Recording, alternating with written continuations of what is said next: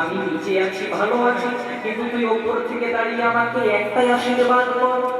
চূড়া মনে মনে চিন্তা করে বোধহয় আমার বিরাট পাওয়ার নাই, আমাকে আশীর্বাদ দে। বল বল, ও যা চাইতে সব দেবে। বলে তুই শুধু আমায় একটাই আশীর্বাদ কর, আমি যেন গোবিন্দের চরণ ধরে থাকিতে পারি। গোবিন্দের চরণ ধরে যেন থাকিতে পারি। গোবিন্দ চরণ বড় চরণ বড়